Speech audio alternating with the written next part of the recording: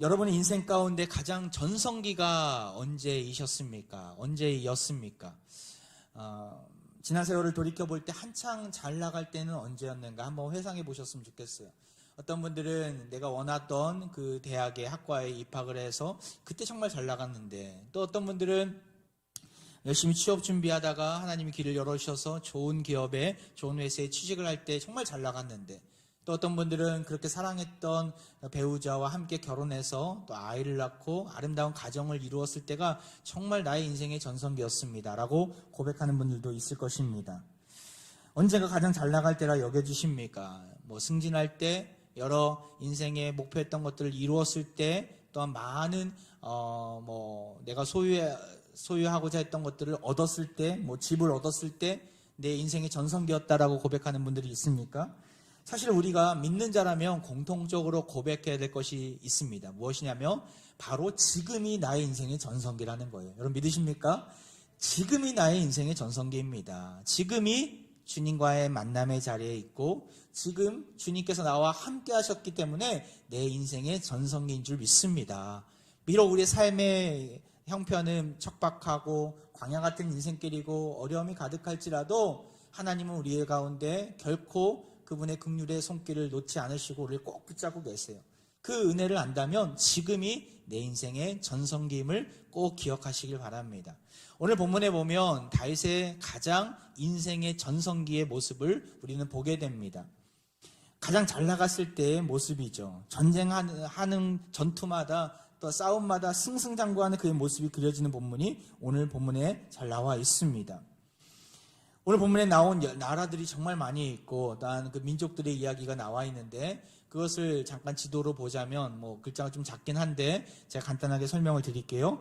블레셋이 그 남서쪽에 있습니다. 또한 모압이 동쪽에 있고, 아람은 그 북동쪽에 있습니다. 에돔은 남동쪽에 있고, 동서남북마다 민족들이 다윗을 쳐들어오거나 아니면 다윗이 그 가운데 나아가는데 항상 다윗은 승리를 거두게 됩니다. 정확히 말해서 하나님께서 그를 이기게 하신 것이죠. 먼저는 블레셋이라는 나라가 나옵니다. 1절 말씀 우리 같이 한번 읽어볼까요? 시작. 그 후에 다윗이 블레셋 사람들을 쳐서 항복을 받고 블레셋 사람들의 손에서 메덱 암마를 빼앗으니라. 블레셋을 쳐서 그들의 항복을 받게 되는데 어디를 빼앗았다고요? 바로 메덱 암마를 빼앗았다라고 성경은 기록하고 있습니다. 이 메덱 암마가 어딜까요? 성경 전체를 통틀어서 여기에만 나오는 지명인데 사실은 이것은 지명이 아니라 어떻게 보면 관용 어구이기도 합니다. 이 메덱이라는 것은 종속되다. 우리가 생각하면은 그 수도권 안에 위성 도시들이 있듯이 그 수도 곁에 있는 종속된 도시들을 이야기합니다. 그리고 암마라는 것은 수도를 의미합니다. 다시 말해서 메덱 암마는 그 수도를 비롯한 수도권 전 지역을 이야기합니다. 블레셋의 수도가 어디였습니까? 가드라는 지역이었습니다. 그 주변에는 가사나 아스글론, 아스돗, 에그론과 같은 다양한 지역들이 있습니다. 그 지역 전체를 그가 다윗이 정복한 것이죠. 블레셋의 심장부를 정복했다는 의미가 담겨져 있습니다. 그럼 블레셋이 어떤 나라입니까? 이스라엘을 그토록 지독히도 괴롭혔던 나라 아닙니까? 무수한 철제 무기를 무장하고 끊임없이 골리앗을 앞세워서 이스라엘의 생존을 위협했던 이 블레셋.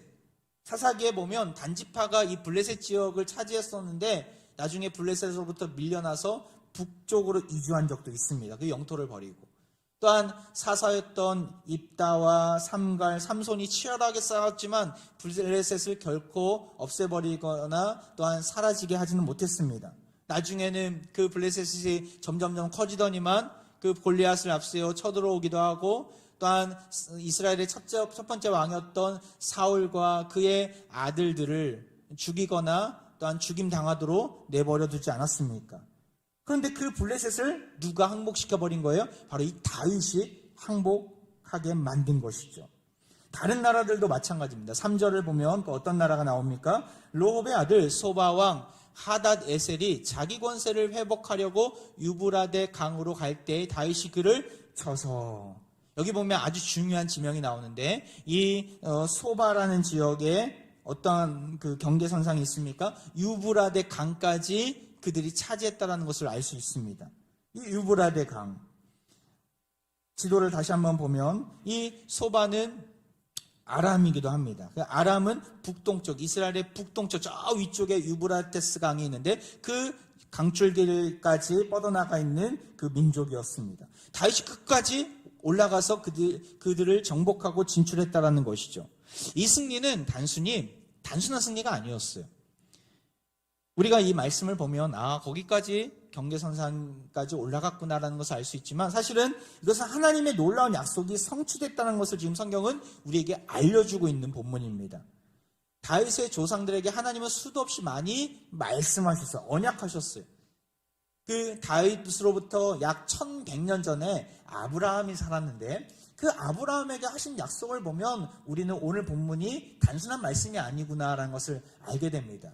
아브라함하고 하나님이 무슨 약속을 하셨습니까? 창세기 15장 18절. 그날에 여호와께서 아브라함과 더불어 언약을 세워 이르시되 내가 이 땅을 애굽 강에서부터 그 큰 강 유브라데까지 내 자손에게 주노니. 아브라함에게 뭐라고 약속하셨어요? 너희 자손들에게 이 큰 강 유브라데까지 차지하게 할 것이다. 이 놀라운 약속의 말씀을 어느 시대에 이루어진 거예요? 1100년이 지난 다윗 시대에 이루어지게 된 것이죠. 하나님의 놀라운 약속이 성취됐다는 것을 지금 오늘 본문은 우리에게 말씀해 주고 있는 것입니다.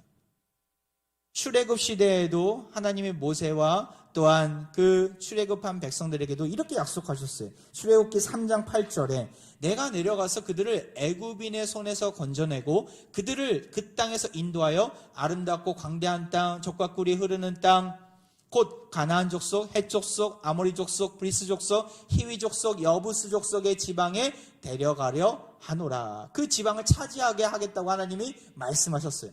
가나안, 헷, 아모리, 브리스, 히위, 여부스 족속의 지방이 어디입니까? 바로 오늘 본문이 나온 블레셋, 모압, 아람, 에돔이 사는 지역입니다. 이 지역을 하나님이 차지하게 하신 것이죠. 다윗은 이 나라들 차례대로 물리치면서 아브라함에게 주셨던 약속, 출애굽한 백성들에게 모세에게 주신 이 놀라운 약속을 성취해 나가고 있는 것입니다. 이것은 먼 조상에게만 주신 약속이 아니에요. 다윗에게도 주신 약속이기도 해요. 사무엘하 7장 9절 우리가 지지난주에 말씀을 보았는데 여기 이렇게 나오지 않습니까? 네가 가는 모든 곳에서 내가 너와 함께 있어 내 모든 원수를 내 앞에서 멸하였은즉 땅에서 위대한 자들의 이름같이 내 이름을 위대하게 만들어 주리라. 원수를 물리쳐 주겠다. 하나님 분명히 다윗에게 약속하셨어요. 그리고 그 약속이 오늘 본문에서 놀랍게 성취되는 것을 우리는 보게 됩니다. 우리가 오늘 본문에서 발견할 수 있는 원리가 무엇입니까? 하나님은 결코 그분의 약속을 허투루 하시지 않는다는 거예요. 하나님은 그분이 하신 약속을 반드시 성실하게 신실함으로 이루어 주신다는 것이죠. 거짓 없으신 하나님은 반드시 약속을 성취하시는 신실하신 하나님이십니다. 하나님이 여러분에게 주신 약속이 있습니까? 하나님이 주신 놀라운 언약의 말씀이 있습니까? 여러분 각 가정에게 우리 자녀들에게 주신 약속이 있습니까? 그 약속을 우리가 붙들고 나아가고 있는가가 그 전쟁의 성패를 가름할 것입니다. 내가 얼마나 하나님의 약속을 신실하게 붙들고 하나님 말씀을 날마다 기억하며 나아가고 있는가가 내 인생 가운데 승리냐 실패냐를 구분지을 것입니다. 신구약 성경에 보면 많이 나오는 계속해서 반복되는 어구들이 있는데 그 중에 하나가 무엇입니까? 바로 의인은 믿음으로 말미암아 살리라라는 어구입니다.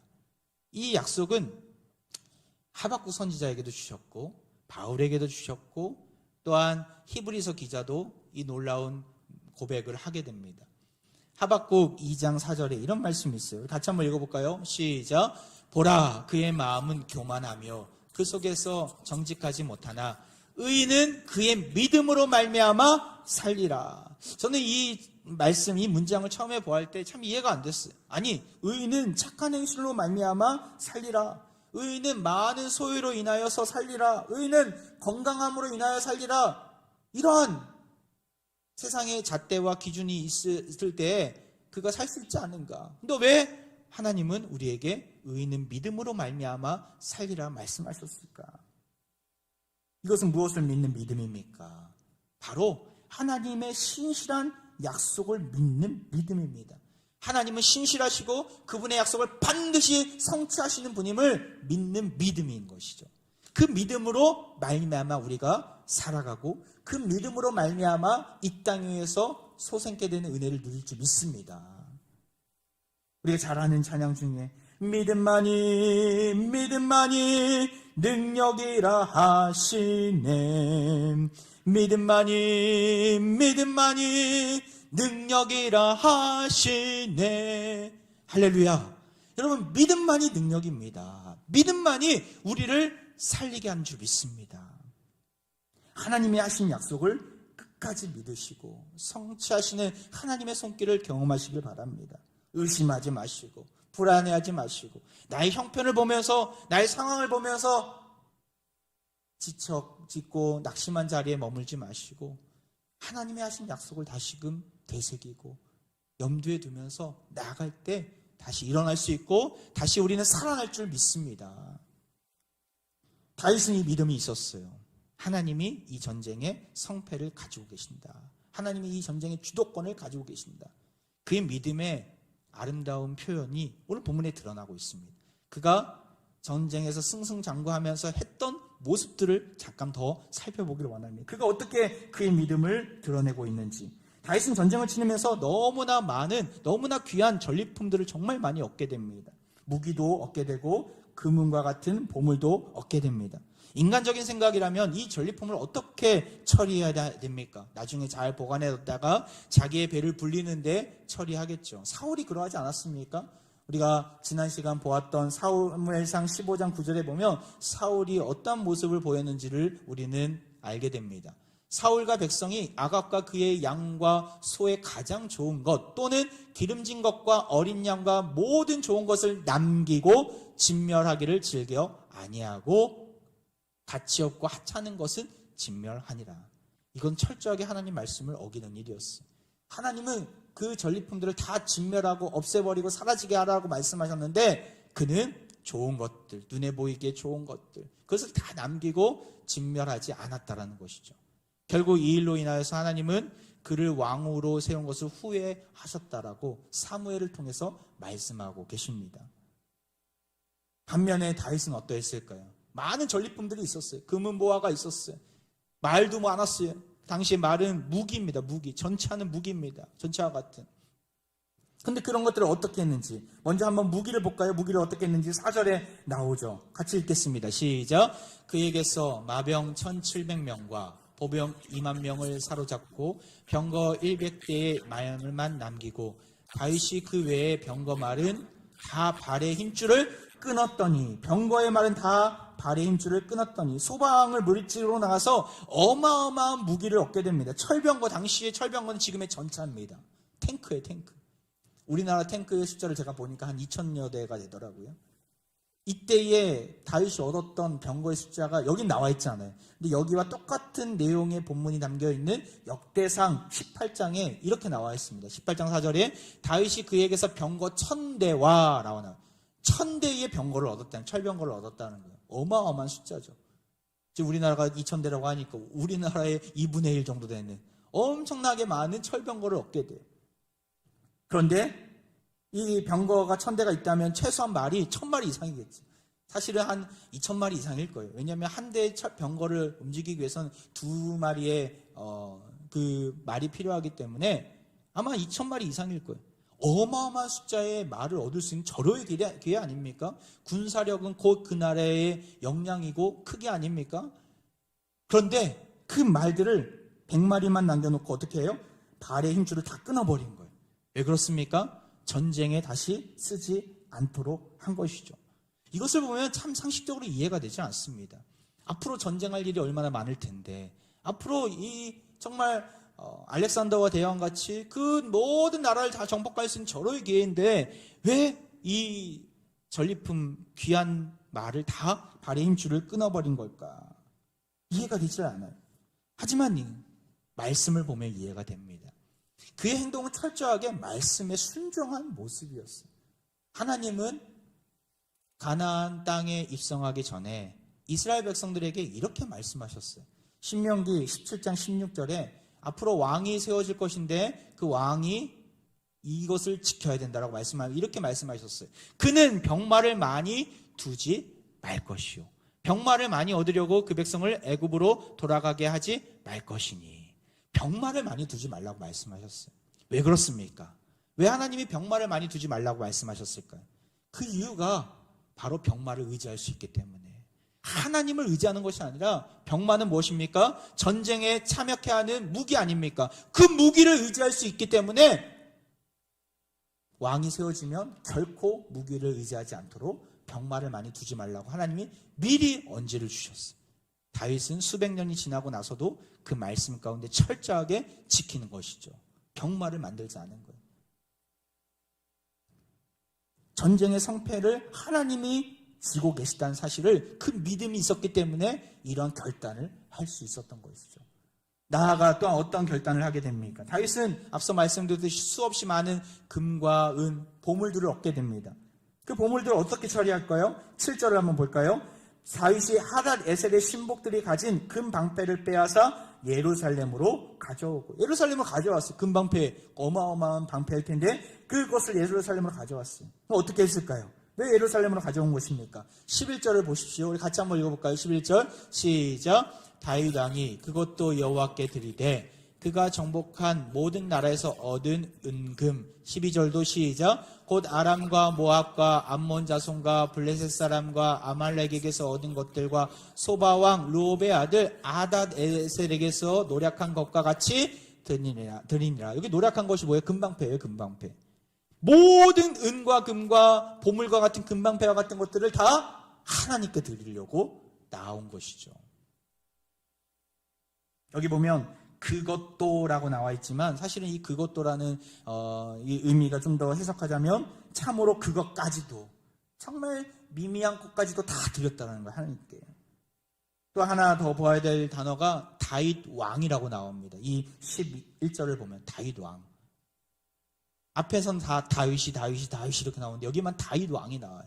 왜 그렇습니까? 바로 왕으로서 공적으로 하나님께 드렸다는 거예요. 사적으로 그것을 챙기신 것이 아니라 공적인 자리에서 백성들에게 명령해서 그것을 공적으로 처리했다라는 거예요. 무슨 의미입니까? 이 전쟁은 누가 이긴 거예요? 내가 이긴 게 아니라 하나님이 이긴 거다. 그렇기 때문에 이 전쟁에서 얻은 모든 것들은 하나님 거야. 하나님께 드려야 돼. 다윗은 그것을 선포하면서 하나님께서로부터 받은 모든 것을 고스란히 드렸던 것이죠. 결국 이러한 전리품들은 나중에 정말 하나님을 위해서 쓰임받게 됩니다. 솔로몬이 성전 건축할 때 귀중한 재원으로 쓰임받게 되는 것이죠. 이런 모습들 다 하나님의 말씀 가운데 철저하게 순종함으로써 믿음으로부터 나온 것이에요. 사실은 우리가 아까 16절만, 신명기 17장 16절만 읽었지만 17절에 또 이런 말씀이 나와요. 뒷부분에 보면 자기를 위하여 은금을 많이 쌓지 말 것이니라. 왕이 지켜야 될 것이 뭐예요? 병마를 많이 두지 말고 은금을 많이 쌓지 말라. 또 여기 보면 아내를 많이 두지 말라. 자기를 위하여 은금을 많이 쌓지 말라는 이 명령 앞에 그는 또 적극적으로 순종한 것입니다. 그래서 고스란히 하나님께 그 모든 전리품들을 드리게 됩니다. 다윗의 특이한 모습이에요. 하지만 믿음을 가진 다윗의 절대적인 순종의 모습인 것이죠. 그는 병마를 곁에 두지 않고 그래서 수많은 병마의 발에 힘줄을 끊어냅니다. 나아가 전쟁터에서 얻은 보물을 자기를 위하여 쌓지 않고 하나님을 위하여 드리게 됩니다. 그가 믿음이 있다는 표현입니다. 어떤 믿음이요? 전쟁의 주도권은 하나님께 있어. 내 인생의 모든 전쟁의 성패는 하나님께 달려 있어. 그 믿음이 있었던 거예요. 결국 이 믿음을 가지고 하나님 말씀에 적극 순종했던 다윗에게 하나님 어떤 은혜를 주셨습니까?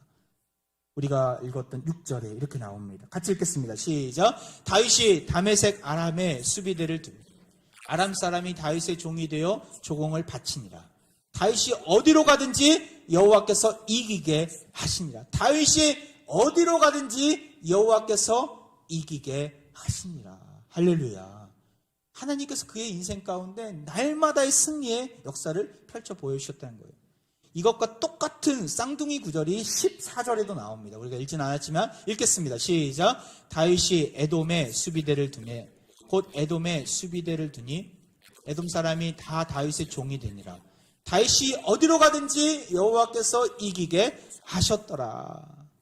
성경 계속해서 그것을 이야기해요. 누가 이기게 하셨다는 거예요? 하나님이 이기게 하셨다. 그 사실을, 그 믿음을 가진 다윗에게 하나님 어떤 은혜를 주셨다는 거, 어디로 가든지 이기게 하셨다는 거예요.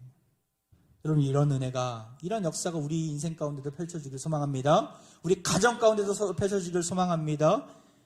우리의 인생 가운데 정말 우리가 어디로 가든지 이기게 하시는, 승리케 하시는, 놀라운 승전보를 들려주시는 그 은혜가 있기를 바랍니다. 오늘 말씀의 제목이 무엇입니까? 선승구전. 먼저 이겨놓고 싸운다는 의미가 담겨져 있습니다. 이 사자성어는 제가 지은 게 아닙니다. 손자병법에 나오는 사자성어입니다. 손자병법 4편 형편에 보면 이렇게 나와 있어요. 전쟁을 잘 아는 이는 패하지 않을 상황을 조성한 후에 적이 패할 틈을 놓치지 않는다. 이런 까닭에 이기는 군대는 먼저 이겨놓고 싸움을 걸고 지는 군대는 먼저 싸움을 건 뒤 이기려고 한다. 무슨 말입니까? 이기는 군대는 이길 만한 상황을 만든 뒤에 싸움터로 나간다는, 그래서 그냥 낙엽 줍듯이 그 승리를 주는다라는 것이죠. 하지만 지는 군대는 싸움터로 나가야 비로소 이길 방법을 그제서야 찾는다라는 것입니다. 방법을 찾을 수 있겠습니까? 허둥지둥 되다가 또 질 뿐이 있겠죠. 여러분, 우리는 어떻습니까? 인생의 수없이 많은 싸움터의 현장 속에서 정말 어떠한 자세를 취하고 있습니까? 이길 만한 상황을 알지 못하고 무작정 인생의 싸움터에 뛰어들지는 않습니까? 그래서 내가 예상하지 못한 변수가 나타났을 때 무방비의 상태로 이리저리 헤매다가 좌충우돌 혼란 가운데 허둥대고 있지는 않습니까? 요즘 한산이라는 영화가 인기던데 선승구전의 전략을 잘 사용했던 바로 장군이 전쟁터에서 잘 사용했던 사람이 바로 이순신 장군입니다. 한산도 대첩 명량해전에서 12척의 배로 133척의 일본 함대를 맞서 싸우지 않았습니까? 한산도 대첩에서도 마찬가지였어요. 지금의 거제 대교가 있는 그 견내량이라는 아주 좁고 암초가 많은 그 지역에 숨어있는 그 일본 함대를 유인하게 됩니다. 어디로요? 그 한산도 그 섬 앞바다, 큰 앞바다로 불려나게 됩니다. 그래서 하객증인이라는 그 학이 날개를 펴듯이 전 함대를 다 펼쳐서 그 일본 함대를 전멸시키게 됩니다. 이 한산도 대전은 역사의 길이 남는 해전으로 잘 알려져 있습니다. 이길 만한 상황을 만들어 놓는 거예요. 그래서 그 자리에 왔을 때 묵사발을 만드는 것이죠. 이것은 세상 전쟁터에만 쓰는 말이 아닙니다. 영적인 전쟁터에서도 마찬가지예요. 우리 또한 이겨놓고 싸우는 자들입니다. 다윗이 그러했습니다. 이겨놓고 싸웠어요. 하나님이 이미 이기게 하셨기 때문에 그는 싸움터로 나아간 거예요. 하나님이 전쟁의 주도권을 쥐고 계심을 알고 철저하게 하나님 말씀에 합한, 하나님이 원하시는 방법대로 전쟁을 치른 것이죠. 이길 수밖에 없다라는 거예요. 그 싸움터의 현장에서 하나님이 약속하신 언약을 믿었고 전리품들을 말씀의 근거에서 처리하게 됩니다. 군마를 정리했고 보물을 공적으로 하나님께 드렸던 것이죠. 사울처럼 사사로이 자기를 위해 쓰지 않았던 것입니다.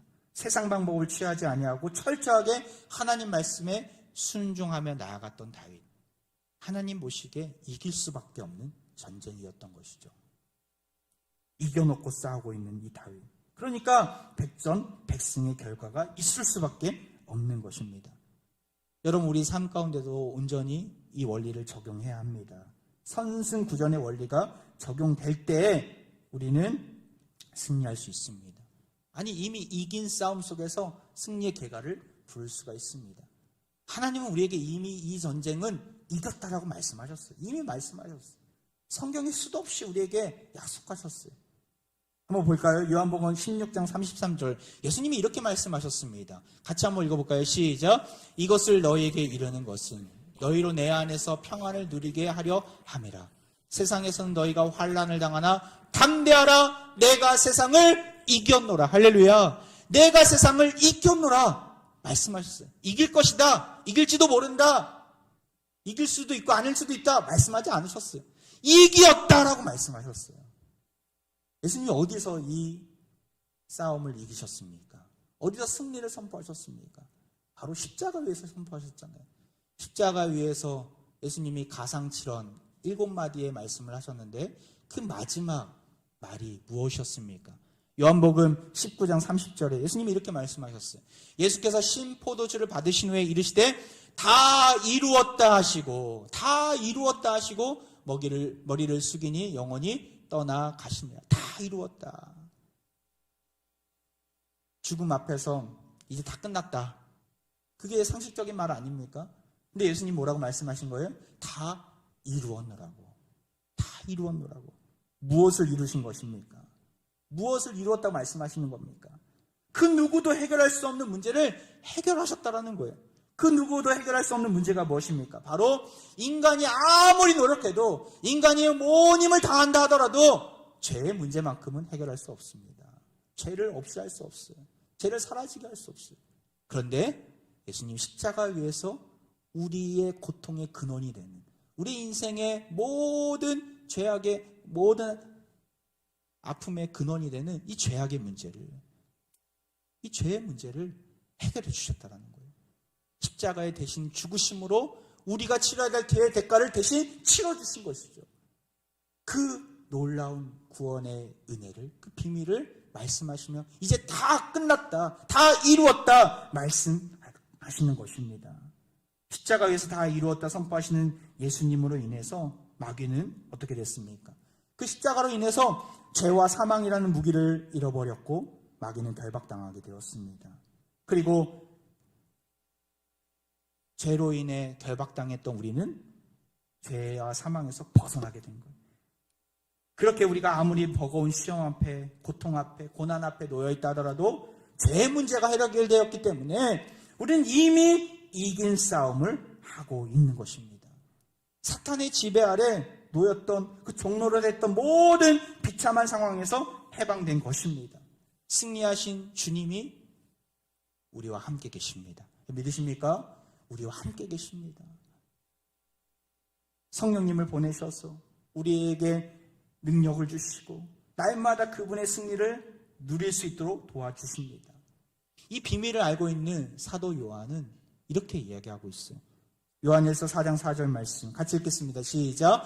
자녀들아 너희는 하나님께 속하였고 또 그들을 이겼나니 이는 너희 안에 계신 이가 세상에 있는 자보다 크심이라. 여기 그들을 이겼나니, 그들이 누구입니까? 예수님을 구주로 시인하지 않는, 부인하는 자들이 영들이라고 이야기합니다. 사탄이 여기에 포함되겠죠. 마귀가 포함되겠죠. 주님을 알지 못하는 자들이 포함되겠죠. 우리는 그들을, 이 세상을 이겼습니다. 이미 이겼다라고 예수님도 선포하셨고 예수님을 따랐던 사도 요한도 선포하고 있습니다. 우리 안에 계신 예수님이 세상 모든 자들보다 크시고 모든 만물 위에 계시기에 우리는 이미 이겼습니다. 선승구전, 모든 싸움에서, 모든 전쟁터에서 우리는 이겨놓고 싸우고 있는 것입니다. 믿음을 가지고 하나님의 신실한 약속을 끝까지 신뢰하시기 바랍니다. 고난이 있다고, 아픔이 있다고, 인생의 어려움이 찾아온다고 하나님이 주신 약속을 의심하지 마시고 불안해하지 마시고 담대하라 내가 세상을 이겼노라 주님의 말씀을 신실하게 믿으시고 오늘도 나에게 있는 그 십자가의 길 속에서 수없이 많은 영적인 전쟁터에서 때로는 피를 흘리고 때로는 아픔이 있을지라도 흔들리지 마시고 승리를 선포하시고 승리의 개가를 높이 부르면서 담대하게 믿음의 길을 걸어가시는 사랑만하는 모든 화평의 가족들 되기를 주의 이름으로 축원드리겠습니다. 이 시간 우리 함께 찬양하며 나아가는데요. 세상 유혹 시험이 내게 몰려들 때에 주님을 찬양하겠습니다. 모든 전쟁은 주님께 속한 것입니다. 믿음으로 고백하며 찬양하겠습니다.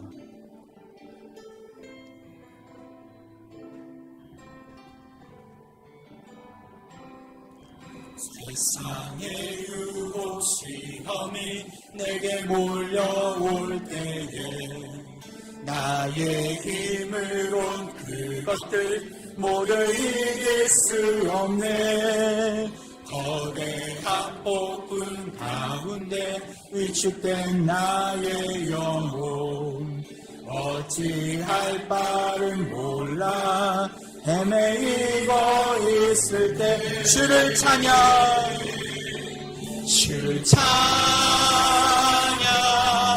손을 들고 찬양 전쟁은 나에게 속한 것 아니니 주를 찬양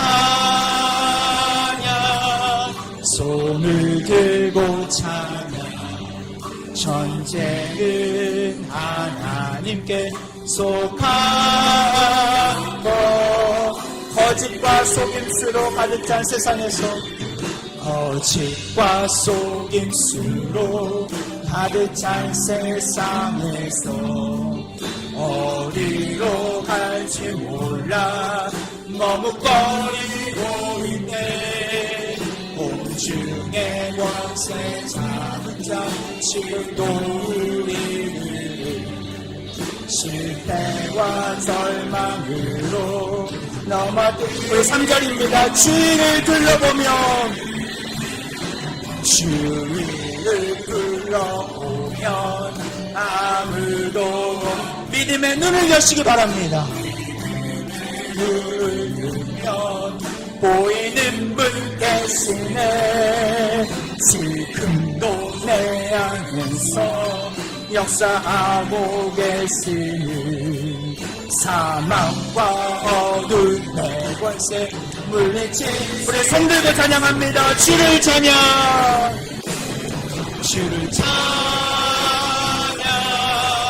손을 들고 찬양 전쟁은 나에게 속한 것 아니니 주를 찬양 손을 들고 찬양 전쟁은 하나님께 속한 우리 마지막으로 주님을 찬양 주를 찬양 손을 들고 찬양 전쟁은 나에게 속한 것 아니니 주를 찬양 손을 들고 찬양 전쟁은 하나님께 속한 것이 우리에게 주시는 언약의 말씀을 신실하게 성취해 하시는 하나님 아버지, 믿음 없이 방황했던 우리의 연약함을 불쌍히 여겨 주옵소서.